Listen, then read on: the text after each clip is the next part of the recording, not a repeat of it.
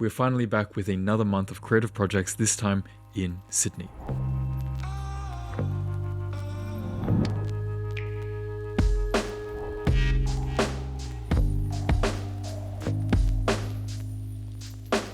Before we get into it, let's light up a nice incense. This was from the previous vlog if you watched it. So if you're new to this channel, you don't know who I am. My name is Tatsuki. I'm a freelance videographer and photographer. Been traveling around this year, but I've been back home in Sydney for a couple of months. And yeah, I wanted to show you guys a few creative projects that I've been up to recently.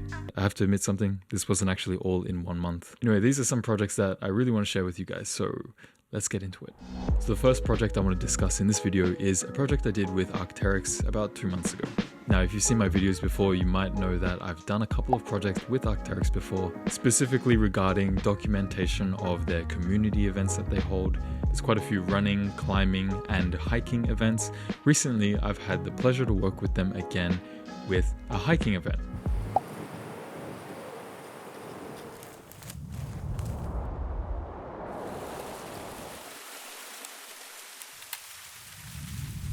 Now, this was a little different to the other events that I've shot because it was a 2-day shoot, the first day being the community event, but then the second day being a campaign shoot. Now, this is for their newest line for spring in Australia, hence why I'm releasing this video now that I can talk about it.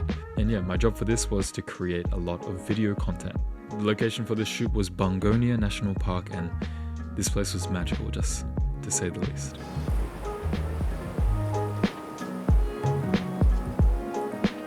To be completely honest, I'm not too sure how this landscape formed. There was a lot of white, large boulders that we had a lot of fun climbing over and scrambling through.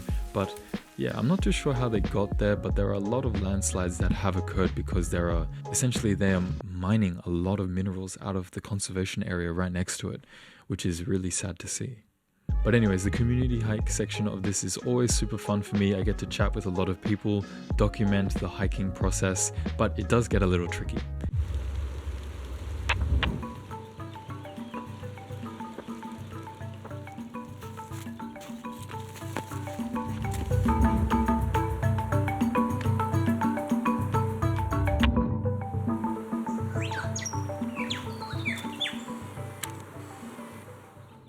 Now, I wanted to share the behind the scenes and I guess the mindset going into something like this, because not only am I also doing the hike, but I'm also shooting it.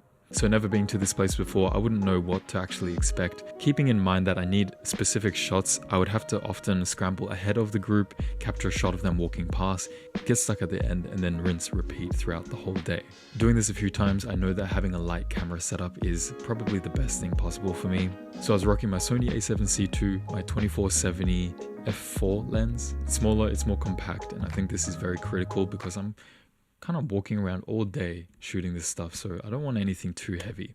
So I want to give a little tip for anyone that is doing this sort of thing, documenting people and an event situation. It's very important to understand what kind of shots you're going to need for the final edit. One shot I always try to get is an environmental shot. Now this will probably be something a bit wider, capturing the whole scene of where the people are. Mixing this in with closer up shots of nature elements is also very crucial. So if you have some sort of zoom lens, this would be probably a good thing to have.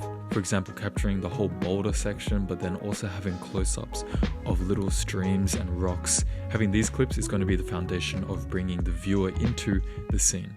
Now, secondly, I think it is just as important to be getting shots of the people at the event. I always try to get a mixture of shots here, close-ups of hands moving over rocks, for example, or feet, people interacting, laughing, smiling. I don't want to create forced interactions, but also being aware of what people are doing just so that I can then capture a genuine reaction. In this case, as an Arc'teryx video, I do want to get a couple of clips of the products in use, but keeping in mind that I don't want to be flashing logos everywhere for every single clip in this video.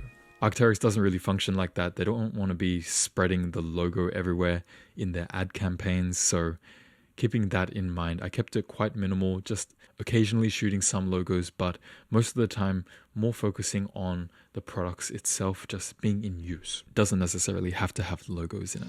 Now thirdly, and this might be a bit more specific for this event in particular, but Dan, the tour guide, is hiking and telling us about everything that we're seeing. So as he is giving informative information, I do want to capture that and be able to use some of his teaching as part of the video. This was very important for my video, and I'm sure that if you're working on projects similar, there will be aspects like that. So if you keep those things in mind before and while shooting, I think you'll probably have enough clips to string together a nice edit in the end. Pretty tired, hey? Walking up a big hill, 550 meters of elevation. It's half a kilometer up. This one's pretty sore on the calves.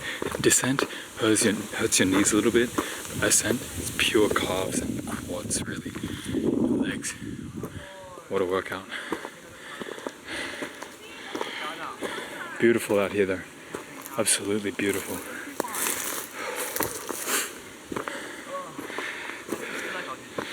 I'm so lucky, man. It's about a 4 to 5 hour hike, and the last hour is just ascent.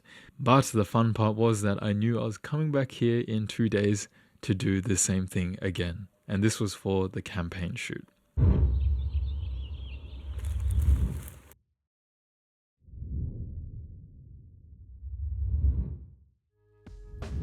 Now for the campaign, we had 2 models. We had a photographer, a producer, and some people just making sure that the gear just looked good in the shots. We went back to a few locations that we noted earlier in the previous day. Today's conditions were a little bit different to the previous one. It was a bit more rainy, a little bit slippery, a little bit more dangerous. So we were very careful while shooting this whole thing. It was very fun to be able to work with the team on this project, understanding what the producers want, how the photographer is working, and just working with everyone together. We found a very good balance, I want to say, quite early on, so the whole day's shoot, I think, went quite smoothly. Again, this is one of those situations where I'm already pre-planning a lot of the shots in my head before actually shooting. Knowing that there's going to be a horizontal and a vertical cut for this video, you have to also keep that in mind. But getting a whole variety of shots of the environment, the nature, but also the products being in use. And of course the models looking great together. This was my first campaign shoot for a brand like Arc'teryx, so it was a very fun experience playing around with the whole team and just, I guess, leeching creative energy off each other and then coming up with something beautiful. The post-production editing process, it took a little while to nail the final video, but finally got it, and my gosh, seeing it being released into the wild is very, very rewarding. I'm very grateful for this opportunity again to be working with a brand like Arc'teryx for this thing. Will, if you're watching this, shout out to you. Unfortunately, I dropped my water bottle while I was on the hike and I completely scratched and dented everything up. my favorite Snow Peak bottle slipped out of my hand. It was so dramatic. It just like hit the rocks. The lid came off. All my water like splashed out. And then I picked it up and it was super scratched up. I guess this is just a good memory now. So while I was overseas in Japan for a few months, I had done a lot of photography. Now, ever since coming back from there, I didn't really do too much. I was very soaked up in my video work. And because I haven't been practicing my photography skills too much in the last few months, I felt like my photographer's eye wasn't sharp anymore. It was very dull, very blunt. So knowing that, I decided I should practice what I preach and really just book in some sessions, try to get some photos taken. So that's what I did. I had 3 photo shoots in the last month and they're all sort of different. So let's start with the first one. I shot this with my friend Liam. Yeah, true. Cool.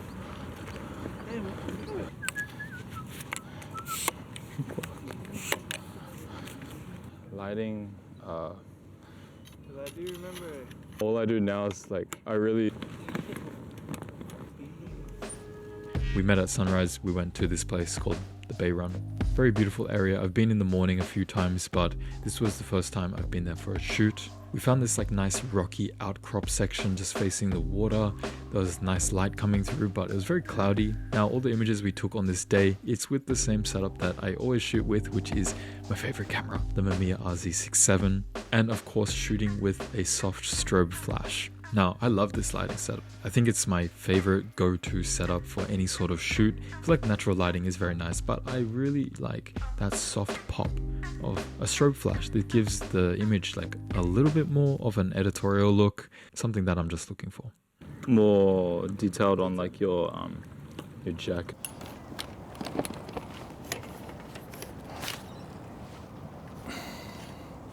Now, as this was my first shoot in a while, I was a little bit rusty with the camera, the mechanics of it, and just like getting the shots right. So I ended up shooting 2 of my go-to images. I do this all the time as a warm-up for the day. It makes me feel a little bit more like secure that I have at least 1 or 2 good photos here.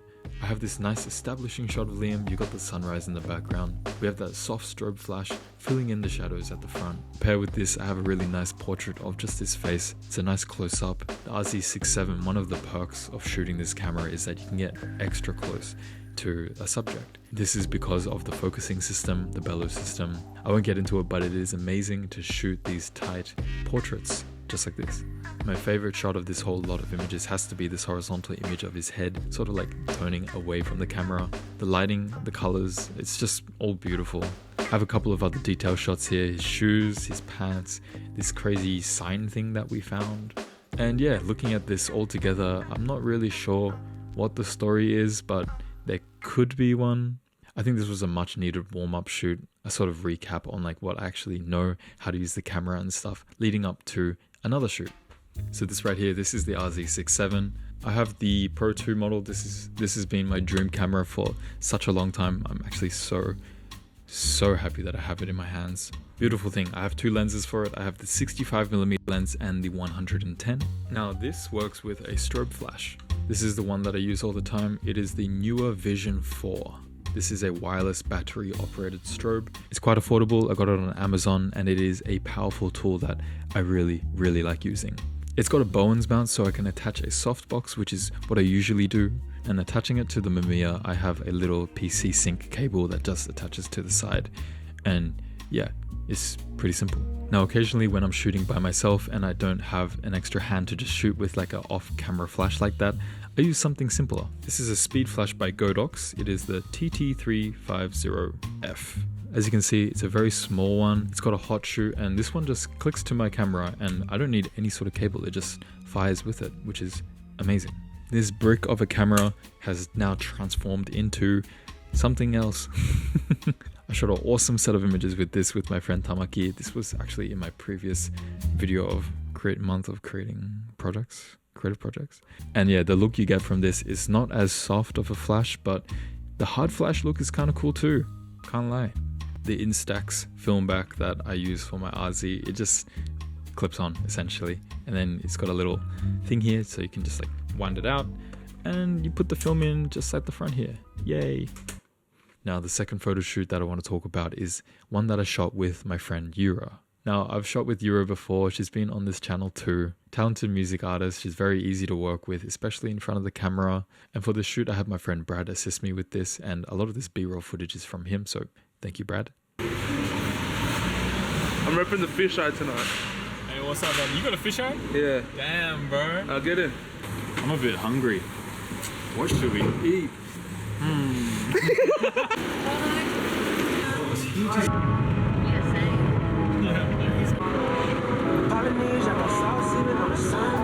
We headed to Olympic Park in Sydney. This place I haven't really been to too often. There's like stadiums, a lot of open areas, and I wasn't too sure on which location we would shoot at.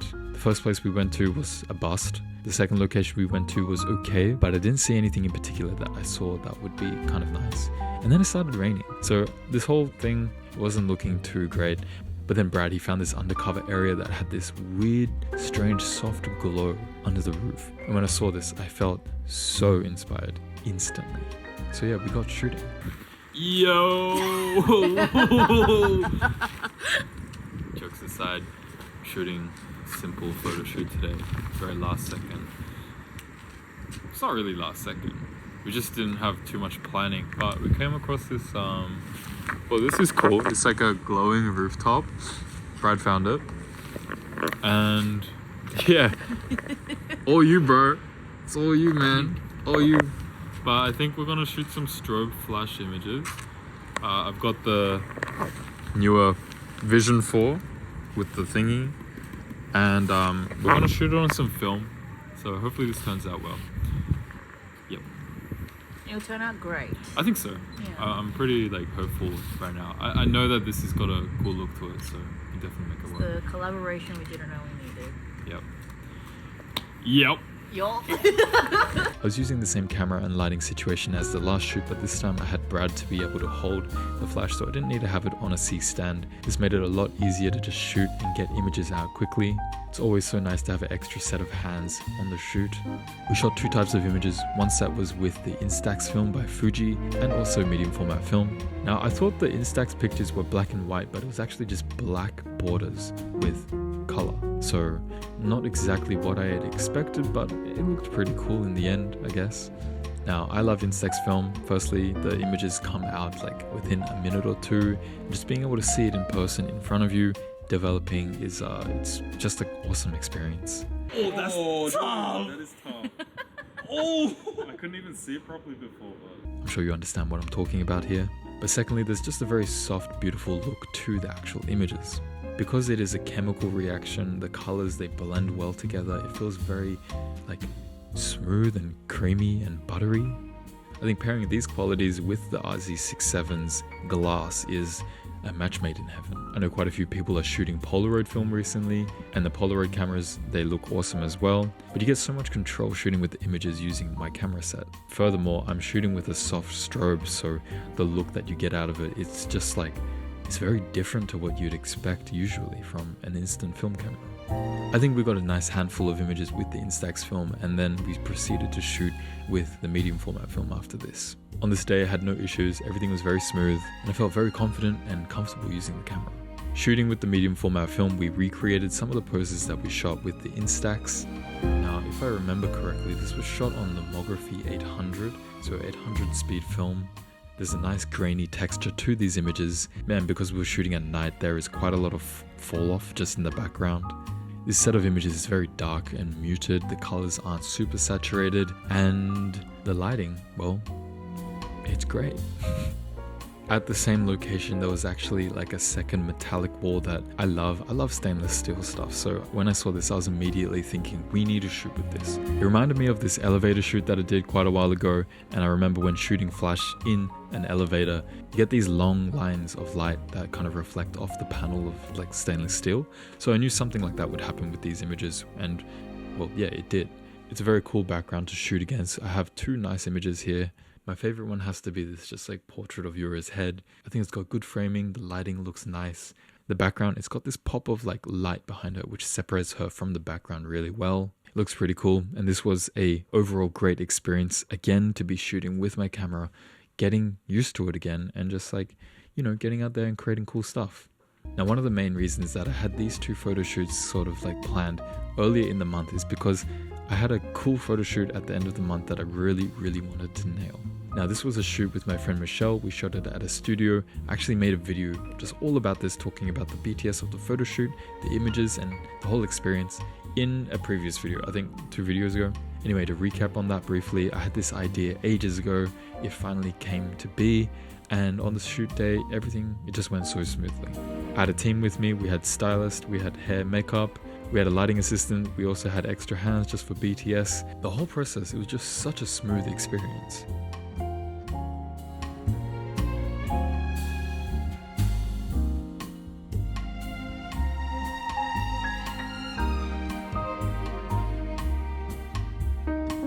Knowing your gear and not having to worry about which button does which, or if something goes wrong, you know how to instantly fix it. This really allows you to lean into your creativity. Now, if I'm using a certain percentage of my brain towards how my camera works, then that means that I'm leaving a certain percentage away from the creativity aspect. So in the shoot, I felt like I actually had 100% brain power to just go full creative mode on the shoot direction and everything, and that was a really nice experience. A few of these images are some of my favorite that I've ever taken, and I think that it really might be the centerpiece for one of my bigger projects that I'm working on, which is a tattoo photo book series.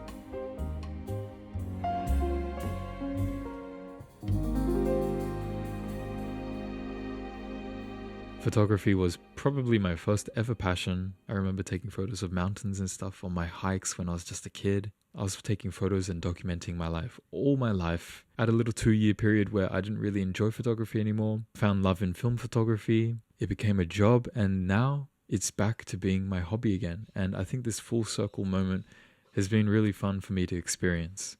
Now, a lot of the subscribers on my YouTube channel, you guys, my friends, you are creative people, and I really have pride that the demographic and the audience that I'm creating these videos for really resonate with what I'm saying. I really enjoy making these videos talking about my creative process and everything, but saying that I'm not the best at this stuff either. So I appreciate all the support, all the kind comments on these videos, and yeah, thank you for joining me on my journey, I guess. This has been a very fun and exciting few months of creating projects in Sydney back at my home, but I am going to be going to Japan soon, so there will definitely be another one of these videos based over there. Now, before we sign off for this video, I want to give a quick shout out to today's sponsor of the video, Squarespace. Now, whether you're just starting out as a freelance creative or you've already established yourself in the industry, having an online portfolio is an essential to be able to showcase your creative work. Squarespace makes it super easy to be able to create your online portfolio from scratch using their best-in-class website templates. Now, one thing that I really love is the simple way to showcase a selection of images by drag and dropping them onto a blank page. You can drag and drop to customize your website with the Fluid engine, and their asset library allows you to organize all of your content on your website in one manageable place. So to showcase your work in a clean and organized format, it's never been easier. So if this interests you, you can use my link in the description. This will give you a free trial and you can just play around and try to create a website. And if you're ready to launch it, you can use my code tatsuki or go to squarespace.com/tatsuki to receive 10% off your first purchase of a website or domain. All right, I'll see you next week. Peace.